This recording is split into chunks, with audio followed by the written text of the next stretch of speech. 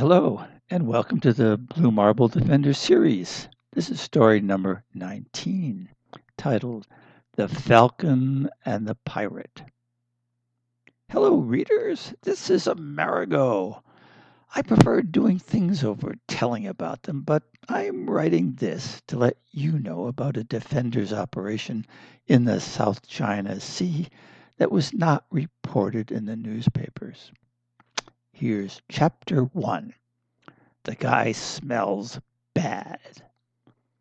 I like growing things in my garden. It's satisfying when a seed turns into something good for yourself and for the world. But while I planted seeds and pulled weeds, I couldn't shake a seed of an idea that was a worry.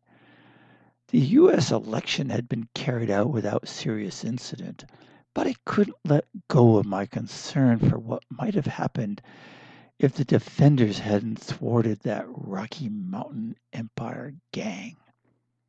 The one that got away worried me the most. Yeah, you know who it is. Fund.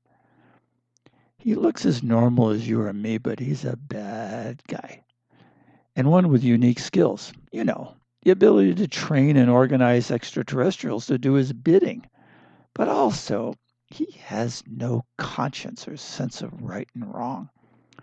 What other havoc could he wreak if the defenders weren't around? When we reached the season when my garden could pretty well take care of itself, I decided I'd track him down. Finding him wasn't hard because dirty guys smell bad and people notice. But I did catch a couple of breaks too. First, my bro, Gally, who keeps me up to date on happenings in outer space. He sent me a note saying a piece of that interstellar comet Borisov had broken off, headed toward Earth, and burned up over the South China Sea. I asked him if there was any chance a new batch of ETs might have arrived on Earth from it. But Gally told me there was only a remote chance, and if the ETs were composed of elements that could resist great heat, like those used in, say, lamp filaments or a spacecraft, it just might be possible. Another clue came from a chat with friends at Interpol. An uptick in pirate activity in the South China Sea that was making it almost as dangerous as the Strait of Malacca that separates Singapore from Indonesia. This was the thinnest of evidence and could have just been a coincidence, but it had the smell of fun to me, so I decided I'd check it out. Since Lola Bell and I needed a vacation anyway, and since we seldom have an excuse to spend much time on our boat named Amelia, after my cat, we decided to mix pleasure with business and sail across the Pacific from San Diego. The journey might have come to nothing if I hadn't been looking for ways to kill time out on that vast ocean and had phoned a friend in Oman who had been the science advisor to the late Sheikh Alibaba. When he heard I was heading to the South China Sea, he mentioned he knew a Falcon trainer who was already in the region. He said the fellow, Khalil, was a brilliant falconer who trained many older men.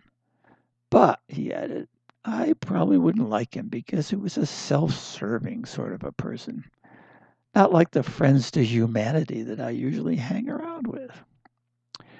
Well, good weather and our 10-meter Amelia made the 10-day trip across the Pacific into an uneventful one, and we arrived in Bandar Seri Begawan, the beautiful capital of Brunei on the island of Borneo.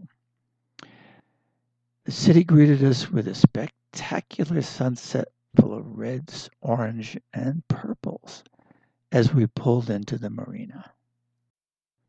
Chapter 2, An Airborne Mystery. Lola Bell and I slept on the boat that night and rose early in the morning. Brunei is a tiny country, but with big oil deposits. Many people are rich, but unfortunately, many, many more are poor. We walked through the markets where people were uniformly friendly and many welcomed us as honored guests. Hawkers were everywhere in the trinket markets, and the smell of fish was everywhere else. Fish are a major source of protein in Brunei. Nutrients in estuaries and mangrove swamps attract fish and make it easy for locals to be small-time fishermen. Commercial fishermen use two methods. In what's known as drift net fishing, modest-sized boats search for sardines near the surface by pulling buoys that support a shallow net. In trawling, a larger boat drags a net along the seabed. On our return to the Amelia, we found a dockhand who spoke some English, and we cruised the Brunei harbor with him, stopping and chatting with local fishermen to learn if they'd seen or heard of the Borisov comet or any unusual activity in the sea nearby. Late in the afternoon, a grizzled old fisherman, smiling and showing he had no front teeth, waved us aboard and poured us each a tin cup of tea as we sat among the nets and ropes on his deck. He said his cousin Zikri had told him a frightening story about fishing near Kuching in Sarawak, the Malaysian province just southwest of us. Late one morning, as he was returning to his watch, returning with his catch, a fast motorboat approached, fired a rifle shot across his bow, and pulled alongside when he slowed.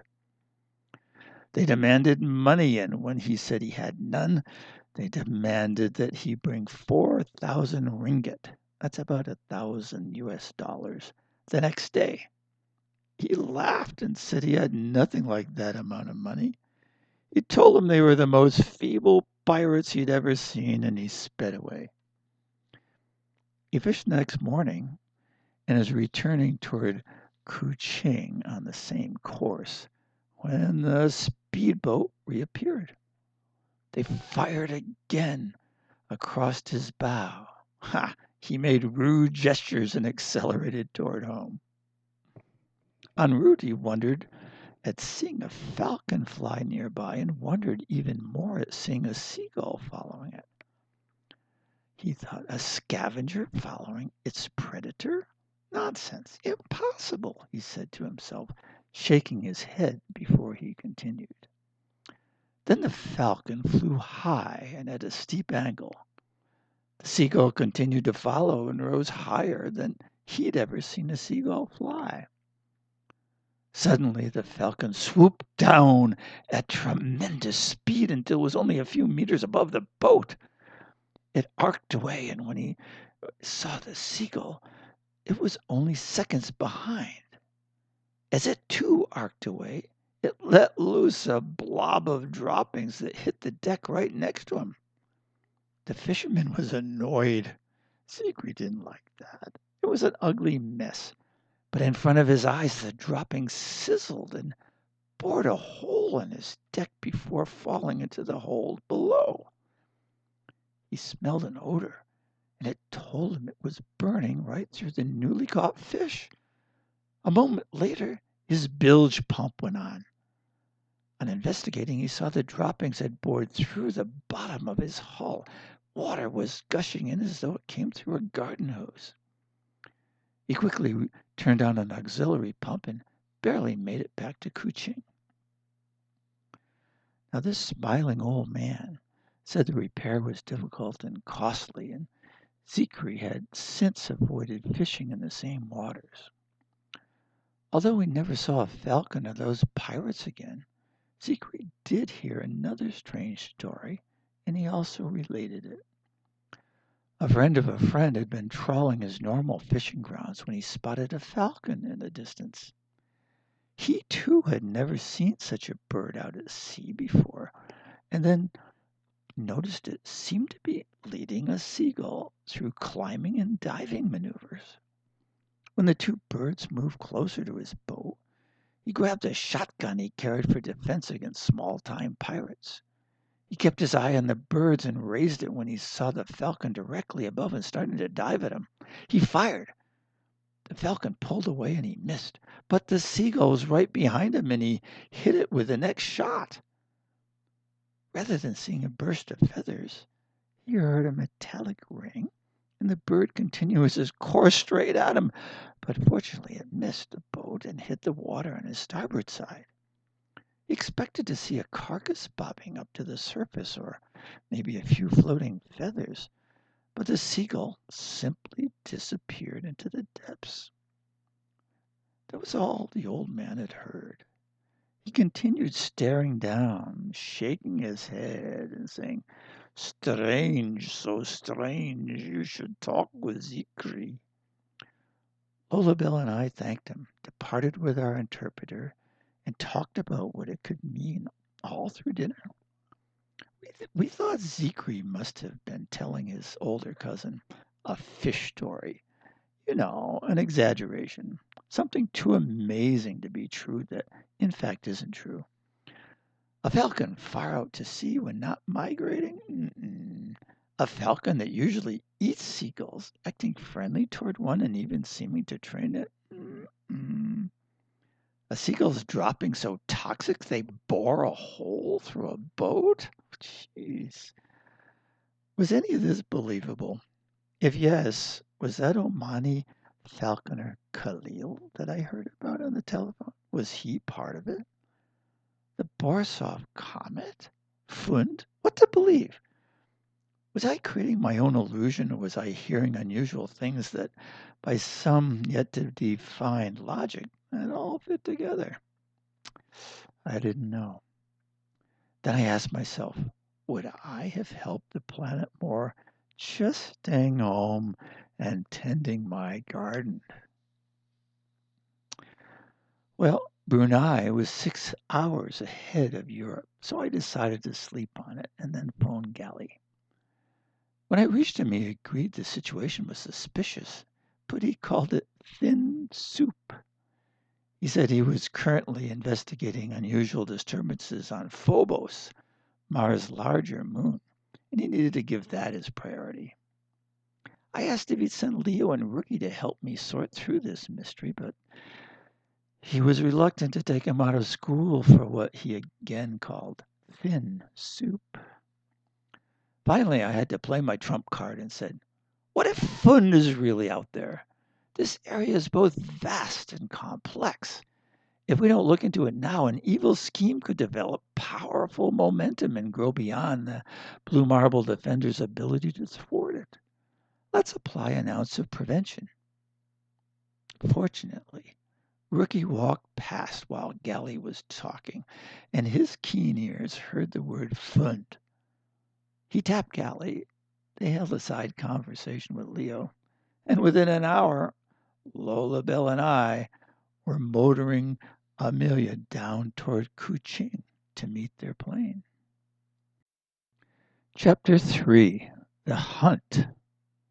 Kuching has been known as the city of cats for almost a century. It made me wish I'd had an image of Amelia painted on the bow of my boat. The origin of the sobriquet City of Cats isn't clear, but it is clear that the city is absolutely obsessed with cats. Statues on street corners, photos in windows, scads of souvenirs in the shops, and we saw plenty of real cats as we waited for the Defender's flight from Kuala Lumpur. The three arrived bright-eyed and chipper after their long flights and were anxious to get to business. Lola Bell asked Leo and Ricky, "Hey, where's your mom? I thought she might have joined you." Ricky said, "She wished she could be here. You probably know we're living in Belgium now, and she's working on an urgent project. Intelligence reports say terrorists have entered the EU disguised as refugees, and they've brought in toxic chemicals. She's developing a plan to treat any innocent people who might become exposed to them." Well, we loaded the backpacks and a trunk full of gear into the boat, found an interpreter, and set out on Amelia for a tour of the Sarawak River and Kuching's fishing ports. We asked general questions such as, "Can you tell us about the unusual things you encountered lately?" And, "Has piracy been reported?" And, "Have you seen a falcon at sea?" Then we'd ask if they knew a fisherman named Zikri. A dozen boats reported nothing unusual, but one pointed us to Zikri, whose trawler was tied up along the side of the Sarawak River. He repeated the story he told his cousin in Brunei, but he'd heard of no piracy or unusual incidents in the past 2 weeks. You know, I was feeling kind of low. I'd invited Gally, Leo, and Ricky all the way to the Pacific, and here we are. I had nothing to show them. I said, there's likely something ugly incubating, but it's still hidden. I'll check if my friends driving satellites up there can see something unusual, but it might take a while. Well, as you can imagine, the guys were let down. And when I asked if they had any ideas on how to kill a little time, I just got shrugs back. They were feeling low. Fortunately, Lolabelle said, Gally, I know you wanted to climb a mountain the last time you were in Colorado. Want to get above the clouds? Gally replied, Well, Lolabelle, everything looks pretty flat here. What do you have in mind? Lolabelle said, Mount Kinabalu. It rises over 4,000 meters and is located just back toward Brunei in the Malaysian province of Sabah. The route goes through some really interesting jungle countryside. When I say interesting, I mean there are between 5,000 and 6,000 species of flora and fauna, more than in all of Europe. What do you think? Leo said, Hey, sounds cool. How long does it take? I jumped in with an answer. Hey, when I did it a few years ago, Gally, it took 2 days with an overnight at a lodge. You'd like it. Well, everybody jumped on board and we set off for an overnight trip up the coast. While the others were sleeping, I asked my friends with the eyes from the sky to see if they could see anything unusual going on in the region. But they came up empty. The first day of the hike went well. Lolabelle was right about it being interesting, and it became even more pleasant as we climbed and the temperatures dropped. It had been cool on the ground. I mean, hot on the ground. There were parrots and other colorful jungle birds, and the coolest things were the reddish-brown proboscis monkeys, named for their unusual noses. Now, monkeys can sometimes be a problem because they chatter, run at you, and try to steal stuff, but these pot-bellied monkeys, they just sat in the mangroves, ate, and watched us go by. We found a pleasant lodge just up from the tropical zone, and I was surprised to see that many more lodges were there than when I had climbed a long time ago. Dinner was great, and afterward we sat on the porch, taking in the intoxicating jungle aromas and listening to the sounds of birds and insects. We headed for the summit the next morning. We headed early, but not early enough. After a few hours of hiking, the trail became steep and rocky. The trees were thinning when a young man came up behind us, and he asked Rookie, Did he pass you? Did you see him? Did you see the guy with the wingsuit? Rookie grunted, Huh? Yeah, the guy who stayed at my guest house last night, he showed me his suit. Very cool. Said he was going to jump off the mountain top for fun. But he left before I woke up. I'm running to see if I can see him take off. What'd he look like? Rookie asked. European guy. Goatee. See you later. I'm going to keep running and see if I can catch him. Well, we looked at each other, and without a word, the 5 of us started running too. I'll tell you, it was tough since we were at almost 4,000 meters, but we sustained it. When the vegetation completely gave way and we were breathless but still jogging on rock slabs about 100 vertical meters from the top, we stopped in our tracks. Someone in a wingsuit had jumped from the cliff and rocketed down and past us and out of sight. There was no chance to see a face. Oh gosh, here we were on a beautiful granite slab above the jungle and above the sea, and we should have been jubilant to be in the last hour of our climb, but we all felt dejected again. We'd missed an important opportunity. As we reached the summit, the young man who had alerted us to the Birdman's flight was starting down, and I was at least able to learn from him which guest house he stayed in. The five of us didn't stay long on the summit, and on our way down, we talked about nothing but finding Funt, if it really was Funt. I managed to get a look at the guest register where the Birdman had stayed, but since they didn't require passports at check-in, the only clue about a possible Funt was one guest's signature. It said, William Tell. The hike back down was desultory, and we were just climbing into a taxi van for the trip back to the boat when my satellite driver friend phoned and said, Hey, Ammer, I got something for you that you may want to check out. An island so small it has no official name on our maps. A footnote says locals call it Lannon Island.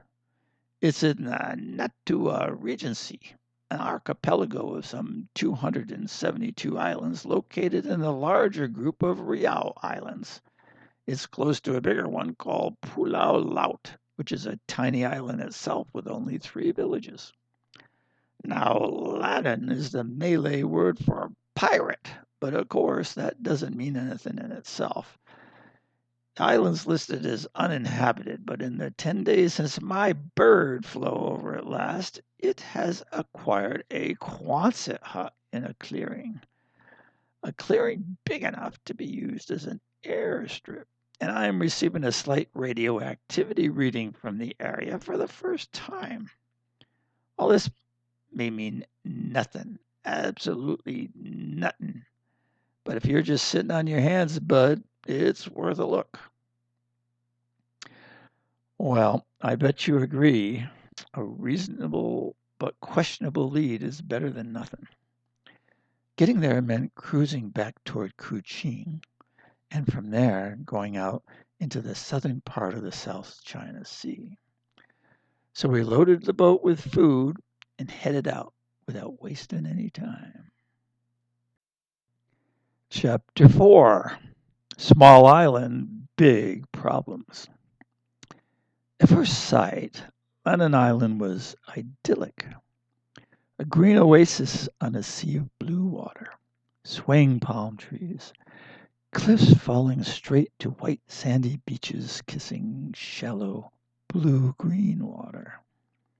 A hill showed itself on the island's far side. I planned to anchor and slip ashore to find out what was up. You know, I make a lot of plans, and this one, like many others, never got carried out.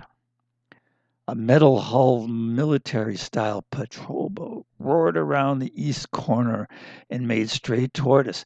A man hung over the starboard side and aimed an automatic rifle at us, and another stood behind a .50 caliber machine gun on the bow deck.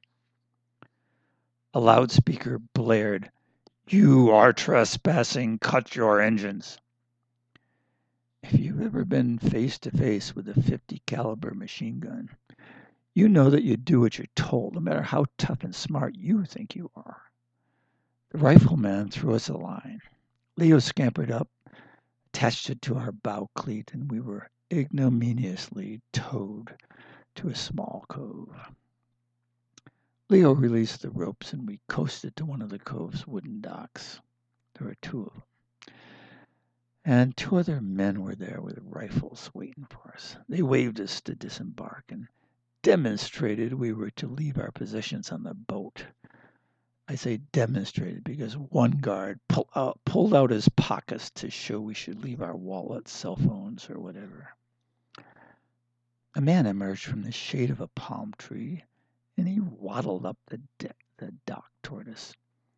He was medium height, round at the belly, had Asian features, a yellowish skin color, a thin mustache, and a thin, scraggly beard that reached his chest.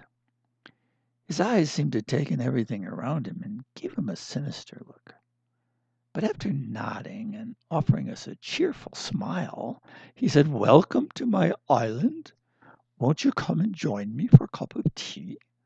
He turned, waved us to follow, and led us up a path through a lush jungle to a white one-story house with a wide veranda perched on a cliff looking westward over the sea. He pointed to two wicker sofas and several chairs surrounding a beautiful table made of rubber wood.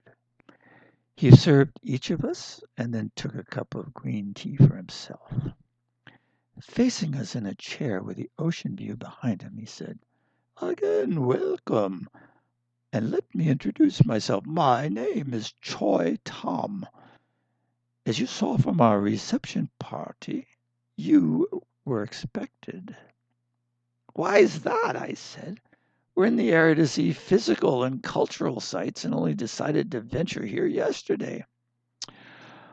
"Oh, now, let us be open with each other, shall we?"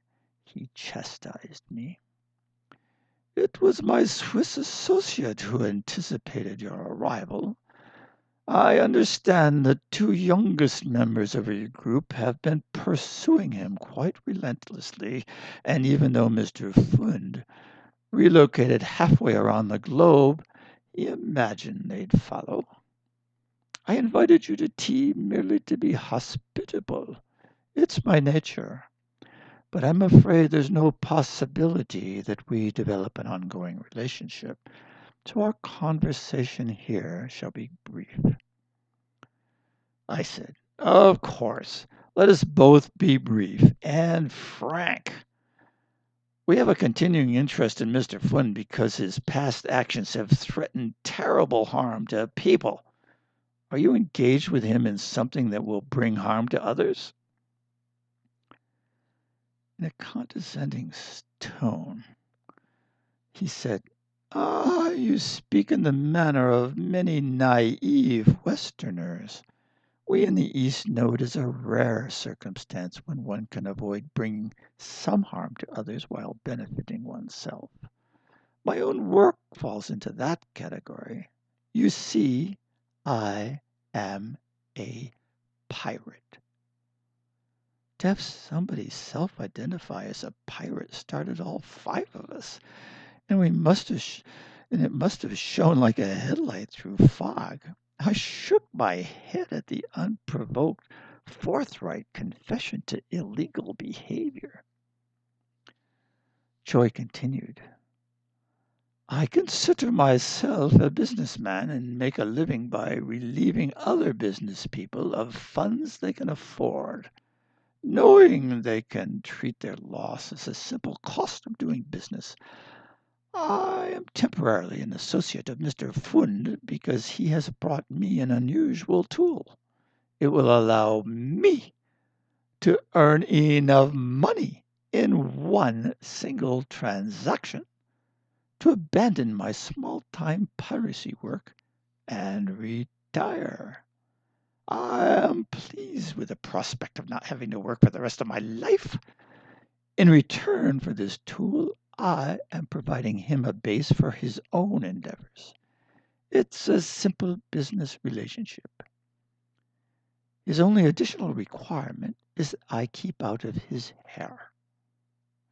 Now, Mr. Fund and I are both businessmen, but we are different people. As you can see, my nature is to be hospitable when possible." As he spoke, he swept his arm across in front of us and opened his hand toward the magnificent ocean view. "Mr. Fund, however, has no qualms about harming or even murdering people. I have agreed only to detain you and allow him to decide your fate. So," he said with a small bow of his head, "I will now leave you in the hands of these gentlemen. They will escort you to your quarters while I make certain all is in order for tomorrow." He rubbed his hands together and smiled, saying, "It will be the last day I work for the rest of my life." Now the four men, armed with pistols and rifles, came forward and stood behind us as Choi Tom motioned that we should stand. This didn't seem like a good moment to try to escape, so we walked with our escorts along a small path into the dense jungle.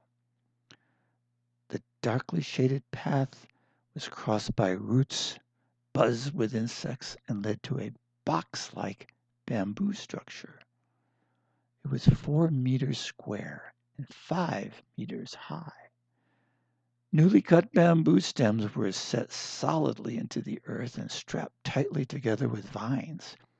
A bamboo grill covered the top, and the simple opening that had served as our entrance was lace closed after we entered. Then guards braced it further with 2 bamboo poles bolted at the ends with heavy locks. A jug of water and a large wooden bowl of rice sat in one corner, and an empty pot sat in the other. Chapter 5: Low Spirits and High Times. You can probably imagine our feelings. We famous high-tech blue marble defenders were now helpless captives in a crude prison. Just everyday victims of evil without gadgets, without weapons. Jail has a certain way of deflating you. The sun must have been starting to go down, because inside the bamboo box and under the jungle canopy, total darkness was approaching fast. Leo took advantage of the light that remained to thoroughly study the walls. Each stem of bamboo extended from bottom to top. The vines connecting the stems were green and like steel. There were no seams to try to work loose. Leo dug into the dirt to see if we could tunnel out, but he found the bamboo was buried deep. He shook his head and gestured toward us with open hands. Ricky nodded with pursed lips and then pointed up. I could make it through that lattice if I could get up there. Leo said, Pops, Uncle Amerigo, is it feasible for one of you to stand on the other's shoulders and raise Ricky up? He still have to jump, but it just might work. Lola Bell chimed in, but if it doesn't, Ricky could fall and become a pile of broken bones. Ricky cringed his agreement, but said, if we don't try, we could all be in a lot worse shape tomorrow or the next day. Gally and Rookie took off their sandals. Gally climbed up my back and onto my shoulders as I steadied myself against the wall. My bad shoulders shot with pain, and it felt like I was going to collapse, but Rookie was right. If we didn't escape, tomorrow's pain would be kind of like making this a pinprick by comparison. Choi Tom's reference to Fund and murder in the same sentence hadn't escaped me. Lolabelle and Leo helped Rookie climb up to my neck. He held Gally's belt in, and Gally helped him up onto his shoulder. Well, I tell you, we teetered a bit, but we steadied ourselves against the bamboo. Rookie reached up when he got there, and he said, I'm 30 or 40 centimeters short of the grid up there, but I can make it. When I jump, I'll try not to put lateral force on you guys, and you avoid swaying, okay? Well, I tell you, it was easy for him to say, hey. What could we say other than, okay? He jumped, grabbed one of the bamboo cross pieces, threaded one leg through, and pulled himself up. It looked easy from below, but it was probably both tough and scary. Then there was the, I hate to admit it, the duh moment. We hadn't exactly planned what he'd do when he got to the roof. To do anything useful, he had to safely descend 5 meters to the ground. Now, fortunately, the jungle canopy provides lots of avenues for monkeys, mainly overhanging branches. Ricky found one, swung to another, then to another. I imagine it was heart-stopping for him to let go before knowing the next branch would give support. I later saw that sharp edges on those leaves took a bloody toll on his hands. Anyway, he made it. Down there he found a couple of big stones, chipped the edges of one to make it sharp, cut some ground vines and made a rope. Then he climbed a tree, swung back to the top of our cage and let the rope down. Gelly and I gave Leo a boost, and he walked up the side of the bamboo cage by pulling the rope while he was at a 45-degree angle to the ground. It was tougher for him to squeeze through the roof lattice than it was for Rookie, but he scraped his hips and made it. Now that skinny vine worked for Leo, and it was strong enough for us, but Gelly and I found it too thin to grasp. We told the boys to move away in case a guard should appear, but to stay within earshot. Rookie dropped us his stones and a couple of bamboo sticks to use as shovels, and we started digging to try to spring a couple of the bamboo stems from the ground. We worked through the night, and when a hint of dawn appeared, we told the boys they should get going and learn as much as they could about Choi Tom's plan. Then we doubled our efforts, and I'll tell you, we dug like dogs. Chapter 6. Things get interesting. Well, we finally reached the base ends of the bamboo, almost a meter down. We liberated 3 of the stems, cut the connecting vines we could reach, and levered the poles back, and the 3 of us crawled through. Not knowing where the boys had gone and watching for guards, the 3 of us made our way back to Choi Tom's house. The sun was just coming up, and although the jungle had been alive with noise, the house itself was eerily quiet. Nobody there. We took the path to the dock where we'd arrived and approached carefully from under the bushes. At the closer dock, a man sat in the pilot's seat of a patrol boat. It was probably the boat that had towed the Amelia. It was the same size anyway, and had the same kind of bow machine gun. He was busily attending to something when the 2 men on the dock with rifles, well, they were just sitting there and they leaned on the boat's stern. The loafers jumped to attention, though, when a man emerged from the jungle on the far side of the cove. It was Fred Flund, still wearing the goatee. Flynn strode past the guards and spoke to the man on the pilot's seat. "Now, Ashraf, I want you to speak the exact words you will use with the Sultan or with his counselor.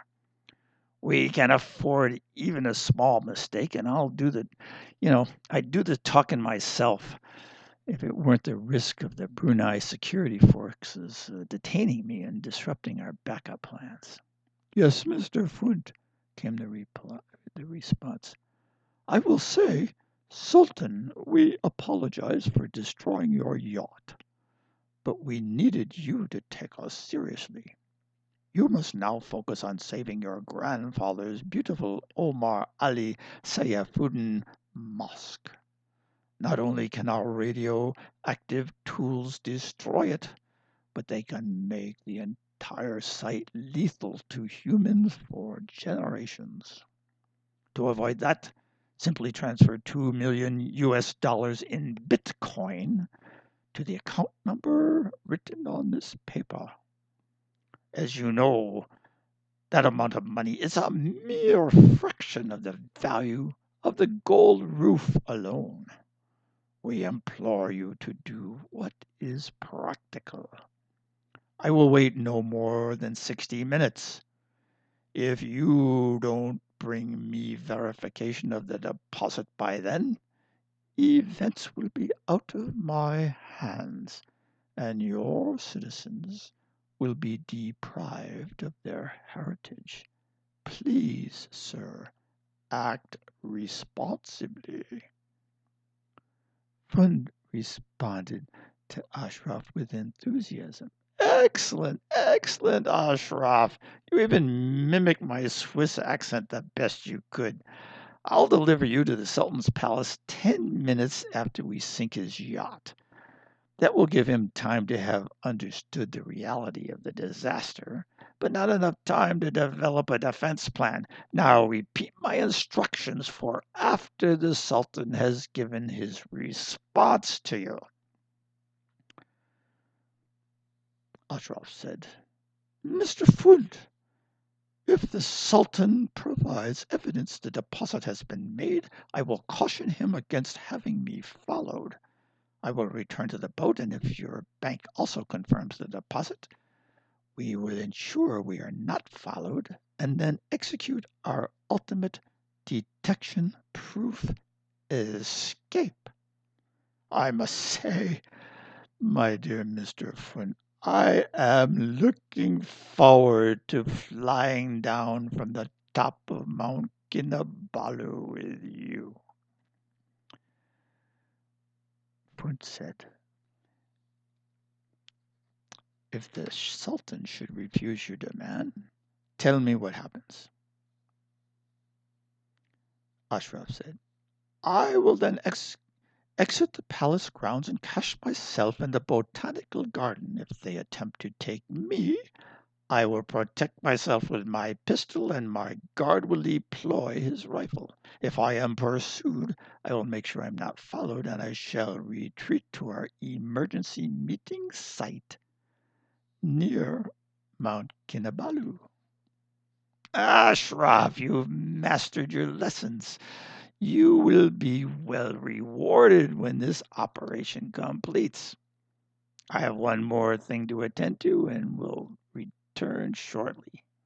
We will depart for Brunei the moment a happy Mr. Choi Tom returns from the oil tanker, and we've transferred our warriors to this boat. Lola Bell whispered in the jungle. Leo and Rookie, they must be out at sea trying to protect the tanker. Who are the warriors they're referring to? Gally answered, I'm sure the boys are out there, but I have no idea what warriors Fund is referring to. Probably two of the guards who locked us up last night. Since Fund is leaving for a bit, and those warriors haven't returned, I think now's the time to take out those two guards. Well, our weapons were still sitting in my boat on the far side of the cove, and there's no way to get them without exposing ourselves. But what the heck, I agreed. We didn't know if Ashraf was armed, but the two guards certainly were. Any action we took would be risky. I asked myself just how Leo and Rookie could be protecting the tanker, but hey, I had to put it aside. Gally and I had our own work to do. We sent Lolabelle to a clump of bushes close to the water's edge. When she poked her head out and drew the guard's attention, Gally and I each lunged from our hiding places. You might have thought we were twins, since we threw right-handed punches at the same moment to the temples of two guards, grabbed their weapons as they fell, and pushed them off the dock's gangway and into the water. Gally ordered them to stay in the water. With two rifles now pointing at him, Ashraf sat silent and docile. Gally yelled for him to leave the boat and stay face down on the dock. His body search yielded a small caliber pistol and a knife sheathed in the back of Ashraf's shirt. We knew there could be other guards nearby, so we marched Afrash and these two guards into the dense foliage where we'd hidden earlier, and we tied them with vines. Hey, it was a pretty slick operation, if I do say so myself. I asked Ashraf, where's Fun gone? He shrugged, said, I don't know. And I rewarded his non-answer by stuffing most of a palm frond into his mouth.